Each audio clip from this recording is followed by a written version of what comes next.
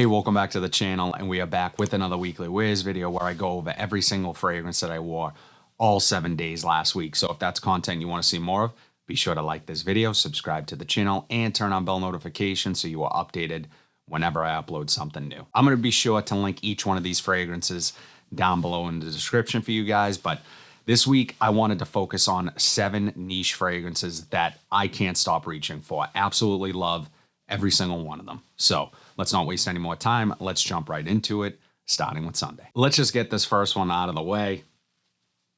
So we're talking about is Creed Aventus. Iconic, smoky, fruity, birch, pineapple. Really kind of has become what some people say is a symbol for sophistication and success. This is extremely versatile. It suits both formal and casual wear. And it spawned countless clones, dupes, copies of this amazing fragrance. Where you can get it on discounters, I think it's a fair price. It is a lot of money. And if you have the means to spend that amount of money on a fragrance, you're blessed. Myself included in that, to be able to own this and enjoy it. But I don't talk about expensive fragrances lightly. These are fragrances, guys, that I'm actually wearing. So I'm not going to make a suggestion to you that you might want to consider buying it or trying it if I just think it's just kind of a one that's going to sit on my shelf. These are 7 niche fragrances that I actually wear and love. So Creed Aventus, I know that you can get a copy of this, dupes. They all smell fantastic. It's really going to be up to you. There's just something about Aventus. It has this kind of magic to it that it hasn't been matched yet for me personally. But I do have the dupes in my collection. I wear them to kind of conserve my real bottle. And yeah, it works for me. Creed Aventus. This next one was a nice gift from my wife and kids, and they were able to even customize the label on the front. Same we're talking about is Thé Noir 29 from Le Labo. And this has an earthy, dry black tea, green fig backbone. The fig in here is absolutely gorgeous, stunning fragrance, quality is exceptional. It's elegant, it's slightly mysterious. It strikes me as the type of scent that you might want to wear in sort of intellectual settings, maybe like creative spaces. There's a certain type of personality that I imagine wearing this fragrance. It definitely leans unisex with this sort of refined minimalist vibe, but I would also say in terms of overall performance, it projects really nicely for the first hour. Then the sillage is a little more subtle, but has a ton of personality to it. I mean, you are going to get noticed. And it's usually positive attention, if not all the time for me personally, but that's going to vary from person to person. It is different. It is unique. It is amazing. Le Labo Thé Noir 29. This next one might be my favorite from the House of Xerjoff. Scent we are talking about is 40 Knots. And this gives off heavy, rich guy, owns a yacht vibe. Salty aquatics mixed with warm ambers, some florals. This thing I was shocked when I first put my nose on this. Extremely smooth and refined. Doesn't shout, but it lasts. So the performance is there. And you are reminded throughout the day what you're wearing. You'll get wafts of it. I just imagine wearing this like somewhere out on the coast. I live in the Boston area. From time to time, if I'm lucky, my wife and I get away for a dinner and we can go sit by the water. This is the fragrance that I'm probably going to reach for 9 times out of 10. Xerjoff 40 Knots. If you guys didn't watch the video from last week of my wife repairing my fragrance bottle, definitely go check that out. I will link it in the description down below. But this is the scent that I wore. Scent we were talking about is BDK Parfums Gris Charnel.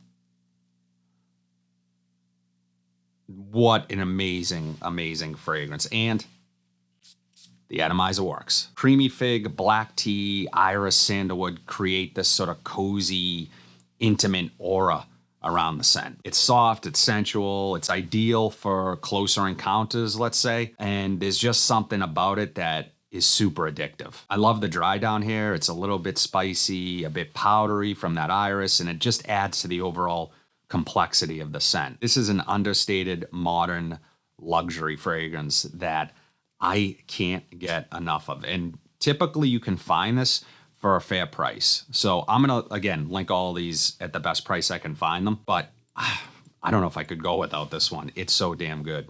BDK Parfums Gris Chanel. This next one is probably my go-to spring scent. Just screams luxury.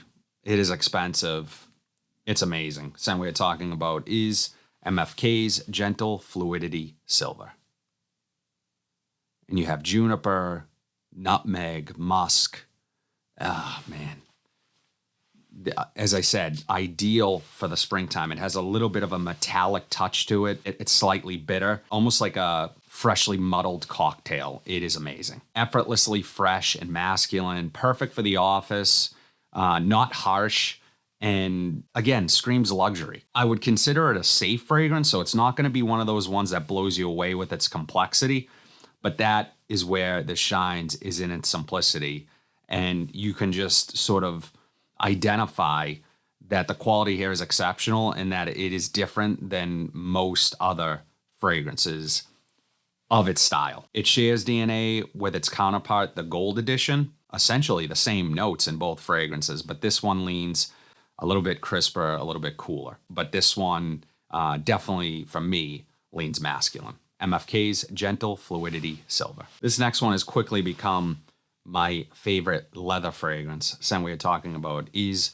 Byredo's Black Saffron. And I just love the presentation of the Byredo fragrances. They all utilize the same bottle and label, obviously with a different name. They have a nice magnetic cap. So that attention to detail for me is important. And just this stuff, guys, it has a combination of the saffron, of the berry, the fruit. That combination, it just works effortlessly together. I love that spicy, fruity contrast. It's smooth, it's warm, with a slightly exotic touch. There's just something about it that sets it apart from other leather fragrances for me. It's unisex, but it feels kind of bold, artistic feeling. This stuff is just beautiful. Again, another one that kind of just reminds me of being creative and inspired, and also, I think, ideal for evening wear. So again, I would wear this casually. I could easily throw this on with like a leather jacket, but I would also wear it dressed up with a suit and tie to some event. Really good performance as well. Byredo's Black Saffron. This next one, I just did a video on probably its most popular dupe of this fragrance. So keep an eye out for that. I'll be talking about that in next week's Weekly Wears video because I actually gave it a full wear yesterday. This is the fragrance that it's copying. The scent we're talking about is Parfums de Marly's Sedley. Crisp, mint, fresh, invigorating, vibrant, uplifting. Every word that you want to use to describe this one, it applies here because this is absolutely amazing. It has a smooth, woody base. It's a little bit creamy. It has an effervescence, a sparkle to it. This is my favorite blue fragrance on the niche side of things. But it just has this element to it that's super likable, really addictive. People love it, and they always compliment me on it. I'm lucky to receive compliments because, as I said, it's always a nice surprise when someone notices your fragrance, and this one does it in spades. It's kind of a high-end take on a designer freshie. I would say that it has a ton of mass appeal. It's safe, so just one characterization of a niche fragrance. Sometimes they take artistic risks and chances. This is not that, but it has next level sort of naturals to it. It smells more natural than your typical fresh fragrance with all the citrus and all that. I like to describe this as like opening a can of Sprite. It has that bubbly effervescence. You want to keep going back to it, and that's how I feel about this fragrance. I don't want to get into the comparison to the other one. I'm going to wait to get into that, but this has great performance. Lasts a long time, especially for a fresh fragrance. Parfums de Marly's Sedley. That's it, guys. All 7 fragrances that I wore every single day last week. I'd love to know what fragrances you guys wore. As always, drop it in the comment section down below. I thought it would be fun to talk about 7 niche fragrances on the pricier side, but I also love talking about my cheapies too. So would love to know you guys' rotations. Again, drop it in the comments. But if you like content like this, be sure to like, comment, subscribe, share this video. Hit that bell notification so you are updated whenever I upload new content. But until then, have a fantastic week, and I'll see you in the next video.